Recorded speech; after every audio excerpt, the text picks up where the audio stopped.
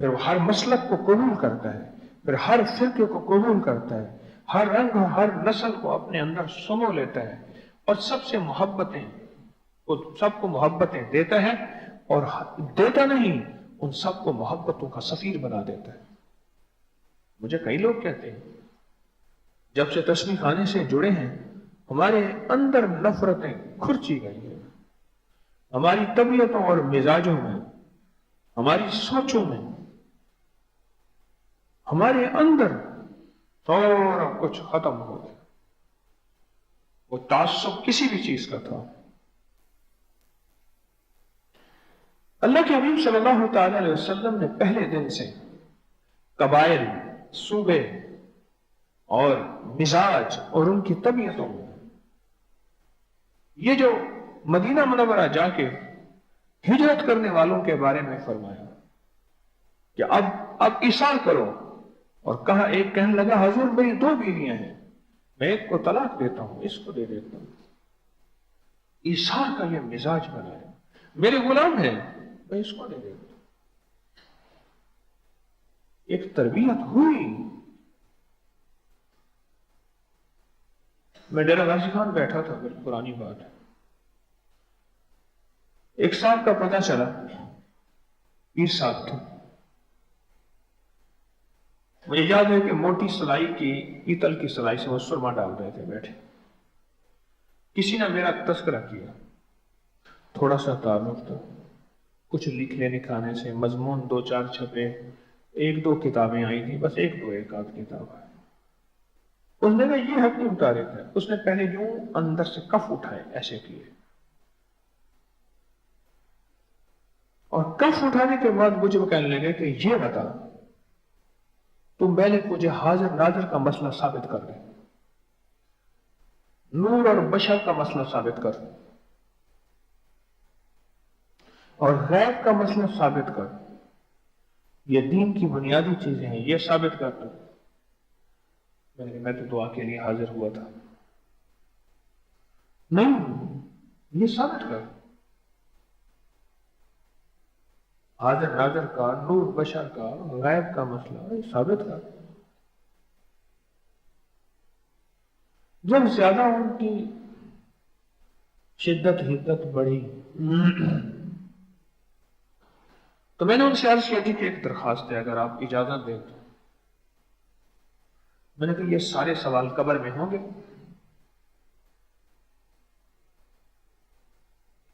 کہ تجھے سوال آتے ہیں تو میرے سوال پلٹ رہا ہے، میں پکا ہوں، مجھے جواب چاہیے۔ میں نے کہا مجھے بھی جواب چاہیے۔ یہ سارے سوال قبر میں پوچھے جائیں گے؟ آمین بالجہر، فاتحہ خلف امام، پوچھے گئے؟ کہنے لگے نہیں۔ میں نے کہا پھر مجھے یاد کرا دیں اس سوال قبر کے، وہ سوال جو پوچھے جائیں گے۔ میں آپ سے یہی تو دعا کرانے آیا ہوں۔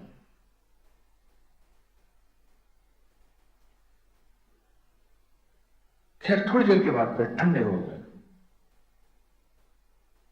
پھر اپنی نبض دکھائی، پھر میں انہیں بیماریاں بتائیں کہ پہلا بندہ تمہیں بیماری پہچان لی ہے۔ میں نے کہا یہی تو حاضر ناظر ہے، حاضر ناظر کا مسئلہ یہی حل ہو گیا۔ میں کہتے کہ مسئلہ تو ایک پل میں حل ہو گیا مسئلہ۔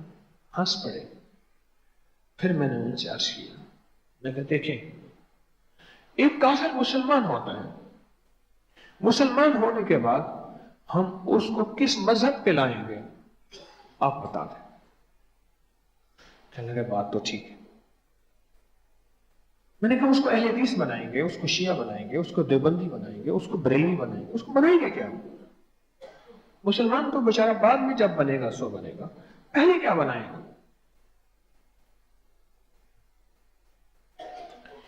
جب زید الخیر بنے گا، زید الخیر، یہ جو پہلا سوال ہے زید الخیل کا ہے۔ گھوڑ سواری کے اندر ایک روب جلال ہوتا ہے، گھوڑ سواری کے اندر ایک عظمت ہوتی ہے، اور جو فقیر ہوتا ہے اس کی زندگی اور ہوتی ہے۔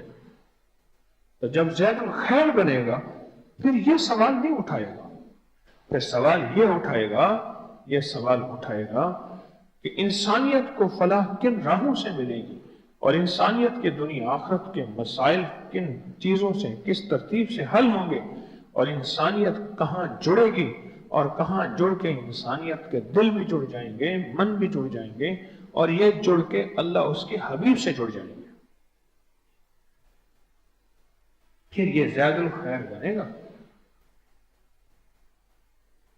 یہ میرے آقا مدینے والے کا مقصد تھا، یہ میرے آقا مدینے والے کی زندگی کا جزو حاصل تھا کہ پھر اگر قیدی بنا کے یہودی آئے ہیں مسجد نبوی میں اور ان کو باندھ دیا ہے اور وہ 3 دن بندے رہے ہیں اور 3 دن کے بعد خود کہتے ہیں ہم نے آپ کی زندگی کی خیر خواہی جو دیکھی ہے، اب جلدی کرو ہمیں مسلمان کر دو۔ پھر ایک بدو آیا ہے، حضور مسجد نبوی میں تشریف فرما ہے، کیونکہ مسجد نبوی صدارتی محل بھی تھا، مسجد نبوی عدلیہ کی کچہری بھی تھی، Masjid Nabawi supreme court high court بھی تھا، اور مسجد نبوی مہمان خانہ بھی تھا، اور مسجد نبوی بیٹھک بھی تھی، اور مسجد نبوی فیصلوں کی جگہ بھی تھی، اور مسجد نبوی عبادت کا گھر بھی تھا۔ پھر اگر ایک بدو آیا ہے اور اس نے آتی ٹانگیں پھیلائی ہیں اور پیشاب کرنا شروع کر دیا اور صحابہ دوڑے ہیں تو حضور نے منع فرمایا کرنے دو اس کو پیشاب۔ اس نے پیشاب کر لیا۔ سنجا کیا کرتا تھا؟ آکے آقا کے سامنے بیٹھا اور حضور نے محبت پیار سے اس کو سمجھایا مسجدیں اللہ کا گھر ہوتی ہیں، یہ پاکیزہ جگہ ہوتی ہیں، یہاں پیشاب نہیں کیا جاتا۔ اور صحابہ سے عرض کیا کہ اس کو بالٹیوں سے دھو دو، انہوں نے بالٹیوں سے پانی بہا دیا، اور یہ محبت اور پیار تھی جس محبت نے اس کو پھر ایمان لانے پہ مجبور کر دیا۔ اور وہی بدو اعرابی ایمان لے آیا۔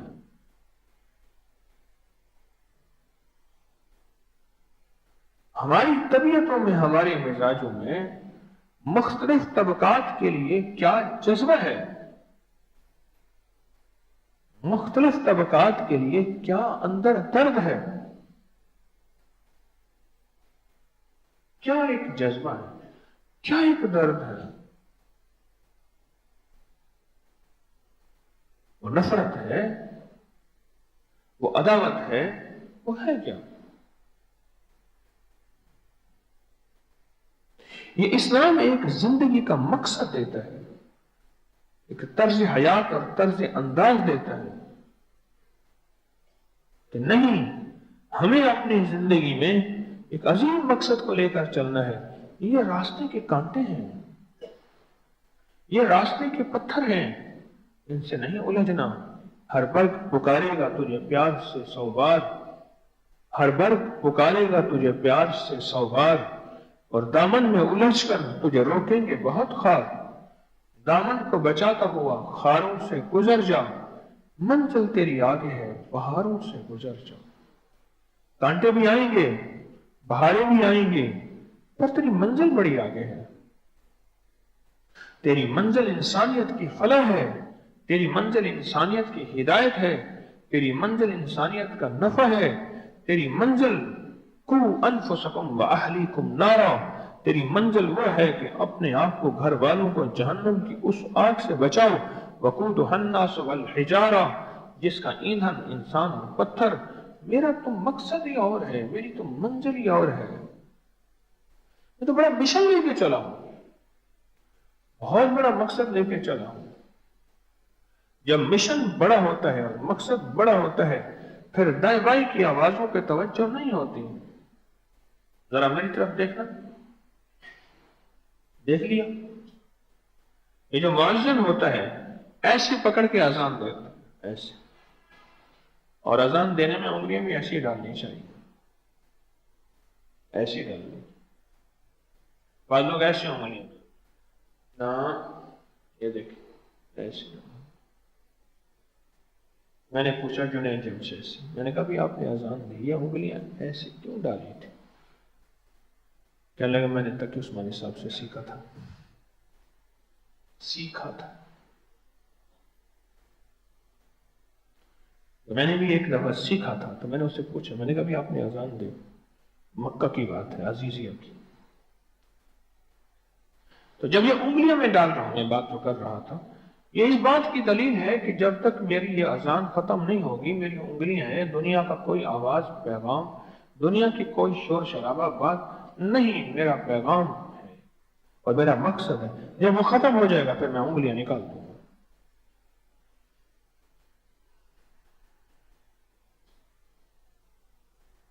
یہ اذان میں دے رہا ہوں اور پوری انسانیت کو اللہ کی عظمت اور مدینے والے کی بڑائی اور عشق بتا رہا اور فلاح کے راستے بتا رہا کہ میری کانوں میں انگلیاں ہیں، ہر توڑنے والی آواز، ہر جدا کرنے والی آواز، ہر میرے دل کو، میرے من کو، میرے یقین کو توڑنے والی آواز میرے کانوں میں نہیں آئے گی۔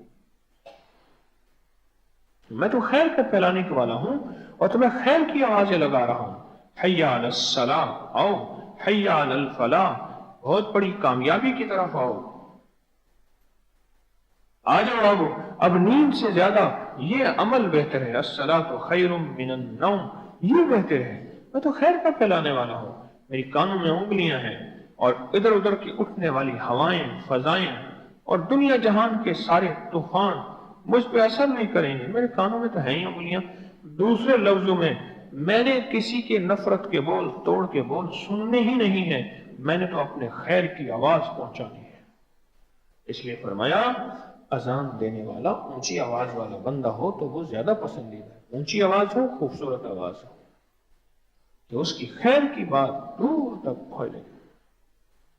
اور اس لیے سب سے زیادہ شیطان جس چیز سے ڈرتا ہے وہ اذان سے ڈرتا ہے، اور جہاں تک آواز جاتی ہے بھاگتا ہے، دوڑتا ہے، جہاں تک اذان کی آواز جاتی ہے دور بھاگتا ہے، کیونکہ اذان سارا خیر خواہی کا جذبہ ہے، اللہ اس کے حبیب کی عظمت اور اس کے علاوہ سارا خیر خواہی کا جذبہ ہے اذان۔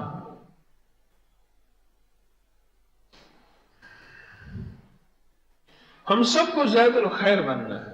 آج ہماری طبیعتوں کے اندر زید الخیر کا مزاج ہے کہ ہم، ہر بندہ کہتا ہے میں اپنے سبجیکٹ کا شاہ سوار ہوں، میں اپنے علم کا شاہ سوار ہوں، میں اپنے تجربے کا شاہ سوار ہوں، میں اپنی دولت اور اپنے صوبے کا اور اپنے شہر کا شاہ سوار ہوں۔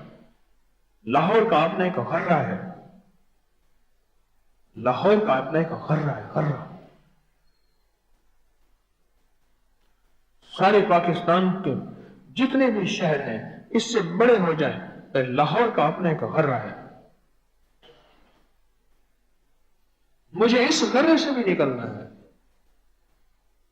اس لیے تسبیح خانے نے سارے صوبوں کو، ساری قوموں کو، ساری طبیعتوں کو، سارے مسالک کو ایک جگہ جمع کر دیا۔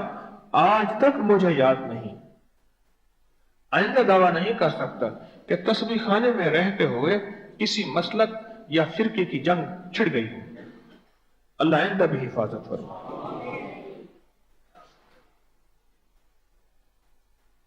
اس کی وجہ یہ ہے کہ آقا نے جو ترتیب زندگی دی ہے، تسبیح خانہ اس ترتیب زندگی پہ چلنے کی کوشش کر رہا، پوری طرح چل نہیں پایا، دعویٰ نہیں کر سکتا کہ تو زید الخیر ہے، نہیں، اب تو زید الخیر بنے گا۔ اب انسانیت تیری خیر کی راہوں کو خود چنے گی، بلکہ نہیں تو لوگوں کے چنے ہوئے راستے نہیں، تو خود رہبر ہے، تیرے راستے چنے جائیں گے، لوگ ان راستوں پہ چلنے کی مثالیں اور خود ریفرنس دیں گے،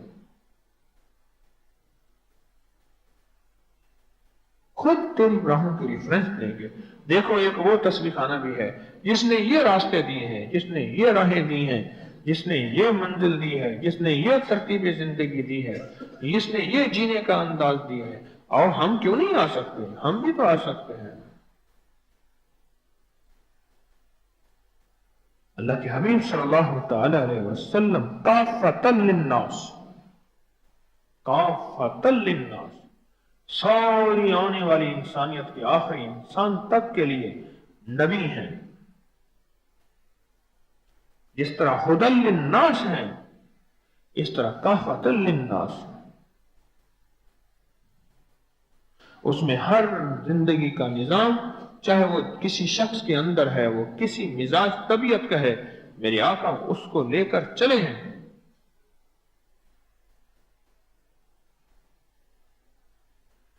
بس ایک جذبات کا رخ بدلنا ہے، اپنی زندگی کے سوچ کا زاویہ بدلنا ہے.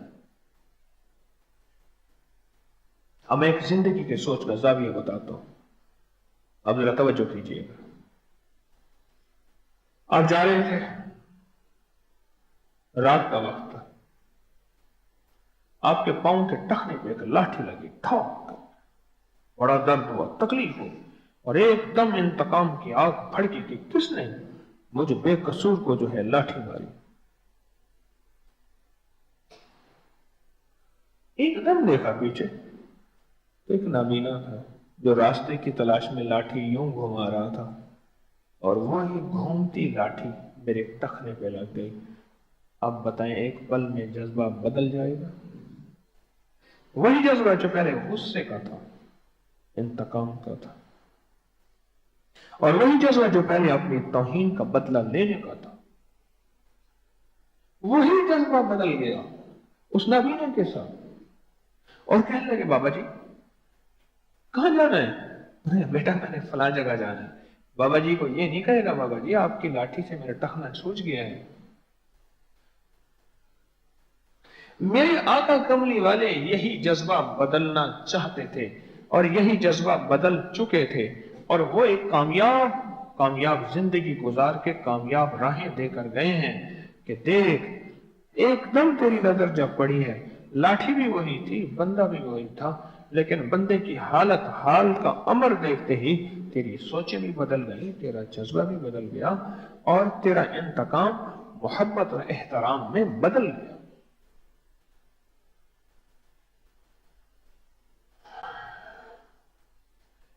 یہ ایک جذبہ ہے. اس جذبے کو تسبیح خانے میں لے کے پختہ کرنا ہے.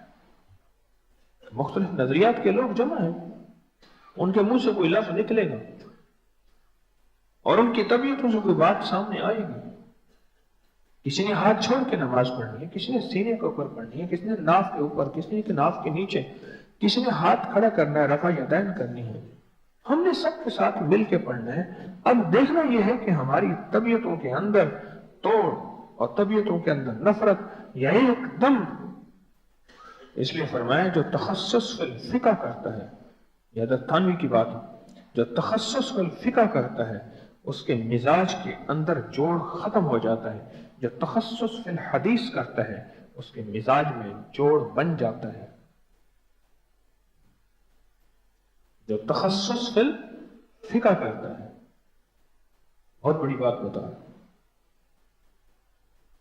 اور فرماتے تھے اگر مجھے بر صغیر کی حکومت مل جائے میں 10 سال تک اسلام نافذ نہیں کروں گا.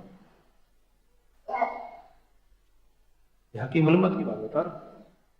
میں 10 سال تک اسلام نافذ نہیں کروں گا، میں 10 سال تک لوگوں کو دعوت کے ذریعے آمادہ کروں گا اور آپس میں پیار محبت سے جوڑوں گا، ان کے دلوں پہ محنت کروں گا. جب ان کے دل اس قابل ہوں گے پھر اسلام نافذ کروں گا. وَجَادِلُهُمْ بِالَّتِي هِيَ أَحْسَنُ. ایک ہے دین، ایک ہے حکمت دین. ایک ہے دین، ایک ہے حکمت دین. کس حکمت سے، کس بصیرت سے اس بندے کو اللہ اس کے حبیب کی غلامی پہ لانا ہے. یہ وہ سوچے گا جو زید الخیر ہوگا. کون سوچے گا؟ اور جو زید الخیل ہوگا، جو گھوڑے سے اترے گا ہی نہیں، تلواروں کی چمک ہوگی، چھنچنات ہوگی، اور اس کے پاس زرہ ہوگی اور ڈھال ہوگی اور تیر ہوں گے، وہ نیچے اتر کے کیا سوچے گا؟ وہ تو ایک ہی چیز سوچے گا کہ اس کا سر قلم کر دو. وہ تو ایک ہی سے سوچے گا. ہمیں انسانیت کے لیے مرہم بننا ہے. ہمیں امت کے لیے، ایک ایک امت کے لیے دردوں کا سامان بننا ہے. تسبیح خانے کا قیام، تسبیح خانے کا قیام یہ مزاج اور یہ منظر لے کر جائے. ہمارے اندر یہ پختگی پیدا ہو جائے. तस्बीह खाने के क़याम से यह पुख्तगी पैदा हो जाए कि मेरे आका ने, एक बंदे का नाम शिहाब था, एक का नाम शरारा था, चिंगारी, अंगारा। हुजूर ने फरमाया नहीं, इसका नाम बदल दो। एक वादी का नाम था, उसका नाम बदल के खैर का नाम, आफियत का नाम रख दिया। वादियों के नाम बदल देते थे, जानवरों के कोई नाम रखे हुए थे उनको खैर की शक्लों में बदल देते थे, इलाकों के नाम बदल देते थे, बंदों के नाम बदल देते थे, इंसानों के नाम बदल देते थे, वादियों के नाम बदल देते थे। समझते थे इन नामों का जिंदगी पे इसके असर है और लाजिम असर है। हम तो ये जज्बा लेके जिंदगी के दिन रात गुजारेंगे, हम तो इस तबीयत को साथ मिला के चलेंगे, इस तबीयत के साथ, इस मिजाज के साथ कि सारी दुनिया की इंसानियत और सारी दुनिया के लोग और सारे इंसानों के जितने भी तबकात हैं,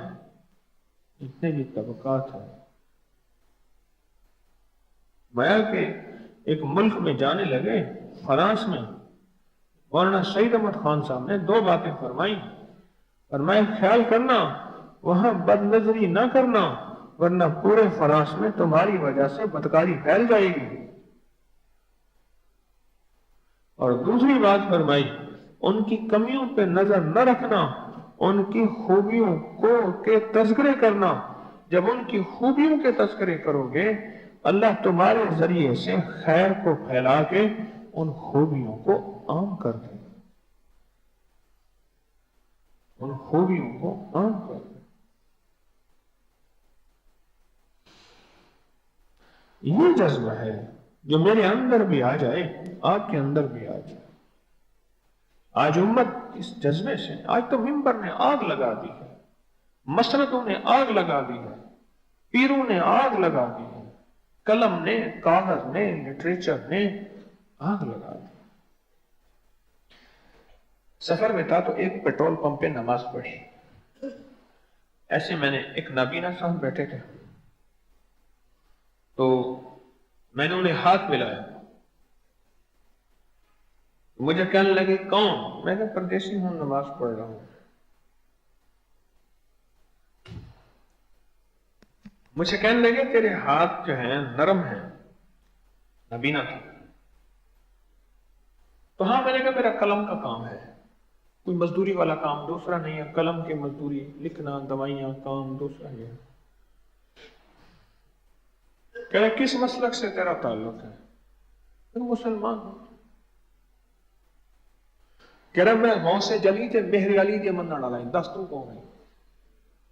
उसके 2 अल्फाज मुझे याद है, गौसे जली ते मेहरे अली दा मन डाला, तू कौन है?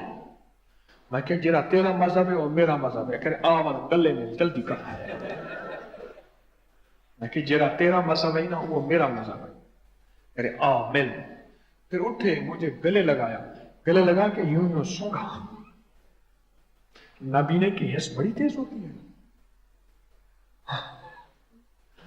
नाबीने की हिस्स बड़ी तेज होती है। यूं यूं सूंघ के कहने लगा गाल तो तेरी ठीक है पर थोड़ी बहुत गड़बड़ करना भी है।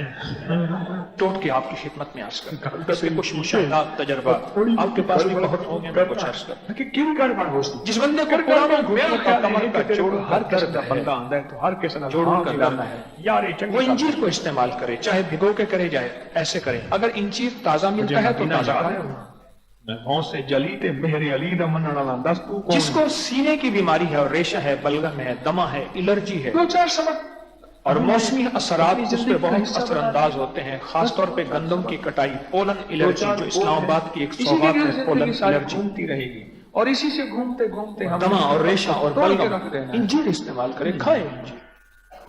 2-4 बोलों से जिंदगी नहीं घूम। जो हामला खवातीन खून की कमी का शिकार है बड़ी वसी है और उनके लिए रंग बिरंगे कैप्सूल और विटामिन और सिरप वगैरह सारे होते हैं। अपनी जिंदगी 2-3 इंजीर लेके इसी को मेरा ये बड़ा चम्मच सेब का सिरका हो, दित्तू का कोयटा से सेब का सिरका हो, उसमें डाल के टुकड़े टुकड़े इंजीर करके रात को भिगो के रख दें, सुबह नहार में वो इंजीर खा ले, ऊपर से पानी पी ले। मैंने چند دنوں میں خون بنتا دیکھا. کئی لوگ ایسے ملے جو خون کی بوتلیں دی, کمزوری ہو گئی, فطری خون بنانا ہے, فطری خون چاہتے ہیں.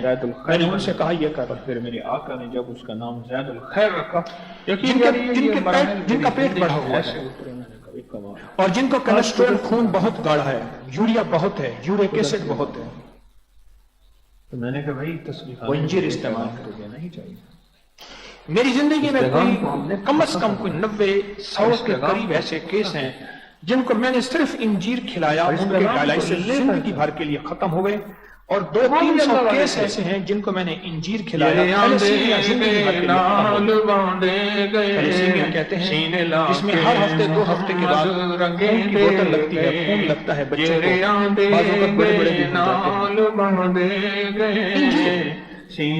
گرمی ہے تو بھگو کے کھائیں, تازہ کھائیں, ایسے بھی کھائیں, انجیر کھائیں جو بھی آتے اور انجیر زندگی کی راحت ہے, زندگی کی ایک جان ہے. انجیر کے محمد رنگے دے ٹونک ہے, جوڑوں کے لیے, پٹھوں کے لیے, اعصاب کے لیے, معدے کے لیے, جسم کو طاقتور کرنے کے لیے, یہ راستہ وہ ہے جسمانی اعضاء کو مضبوط کرنے کے لیے.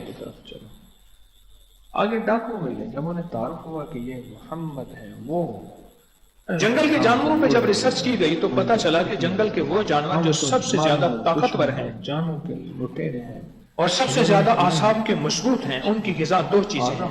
بہت عرفہ, وہ انجیر گرا ہوا, وہ زیتون گرا پڑا ان کے درختوں کے نیچے کھاتے ہیں, زیتون کے پتے کھاتے ہیں, زیتون کا پھل کھاتے ہیں, انجیر کے پتے کھاتے ہیں, انجیر کا پھل کھاتے ہیں. دنیا کے مضبوط ترین اگر کوئی جانور ہیں وہ درندے ہیں یا کوئی جانور ہیں, ان کی غذا میں تحقیق کے بعد 2 چیزیں ملی ہیں. جیریان دے گئے, نال باندھ گئے, ایسے نہیں ہیں, محمد رنگے یہ خود غذا ہے. اور جو نباتات کی سائنس ہے, نباتات کی سائنس وہ کہتی ہے کہ یہ شہتوت کی ایک قسم ہے, انجیر شہتوت کی قوم میں سے ہے. مجھے چلتے شہتوت کی قوم میں سے منافق ہے, اور اس کے اندر بہت قوت اور طاقت بھی ہے, جس انجیر کے پوری دنیا میں ٹونک ملتے ہیں. منافق کے پاس آ سکتے ہیں, مومن کے پاس نہیں ہو اردو ڈائجسٹ نے ایک مضمون چھپا تھا اور ایک صاحب نے اس کی تصدیق بھی کی جو اس میں شامل تھے. جب امریکہ اور طالبان کی جنگ تھی, امریکہ نے ہر طرف سے ان کی خوراک ختم کر دی, بند کر دی. اندر طالبان موجود ہے, مہینوں لڑتے رہے. جب امریکہ ناکام ہوا, پتہ چلا کہ کیا کھاتے تھے, پتہ چلا شہتوت کھاتے تھے. اس نے کہا پھر یہاں شہتوت کے درخت کی جڑیں اکھاڑ. وہ شہتوت کھاتے تھے, مہینوں زندہ رہے, کچھ بھی نہیں ہوا. کیا کرتا ہے, میرے کہنے سے کچھ نہیں ہوگا تیرے کہنے میں. اگر میں مومن ہوں, اللہ نے مومن اس لیے کھائے کہ میں نے پوری دنیا کے امریکہ کو کملی والے کی محبت سکھانی ہے, بڑوں کو الزام, اور پوری دنیا کے امریکہ کو کملی والے کا نور دینا ہے. تیری یہ سوچ بڑوں. ایک یہ ہے کہ سب کو مار دو, کتنے مارو گے. ایک یہ ہے کہ سب زندہ رہیں, تابندہ رہیں, پائندہ رہیں, میرے مدینے والے کے غلام بن جائیں. تیرے در کا جو بھی فقیر ہے وہی 2 جہاں کا امیر ہے.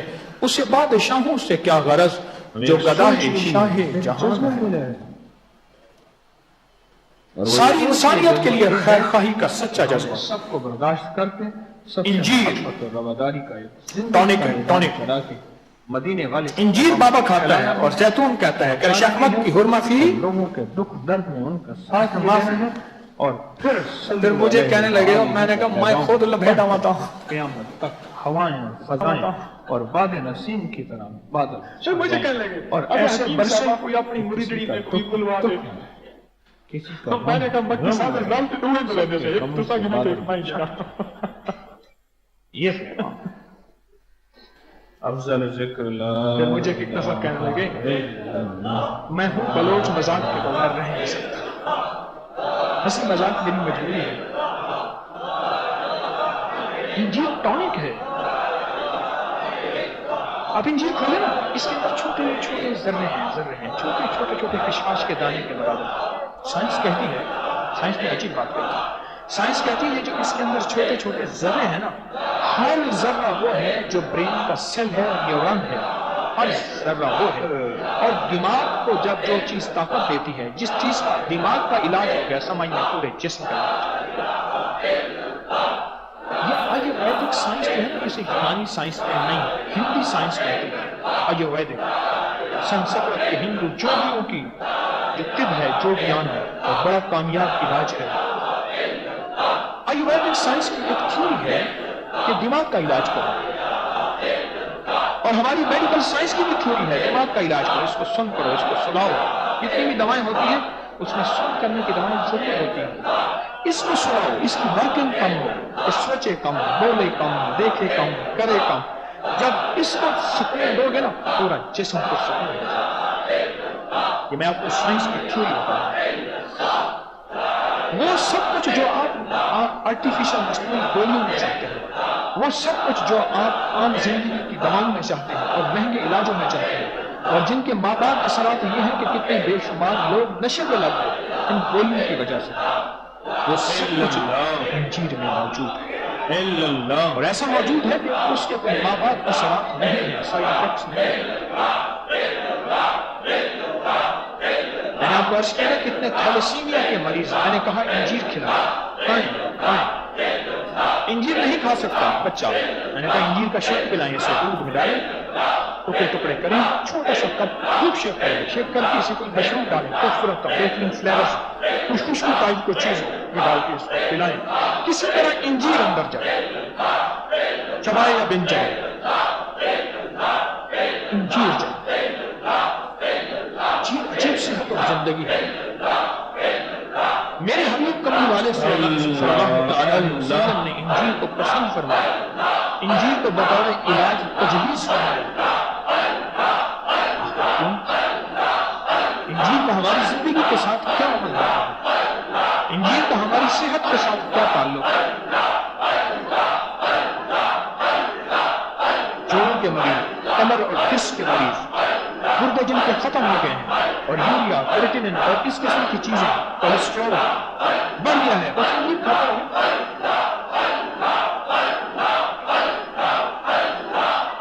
ہماری کیا حالت ہے؟ ہم روز کھائیں گے، آج 1 کلو کھا جائیں گے، کل 2 دانے بھی نہیں کھائیں گے. 2 دانے کھائیں، 3 دانے، تاک دانے کھائیں، روزانہ صبح شام تاک 3 دانے کھائیں، ہر روز کھائیں، تھوڑا کھائیں، ہر روز کھائیں. اور زیتون کو اپنی زندگی میں شامل کریں.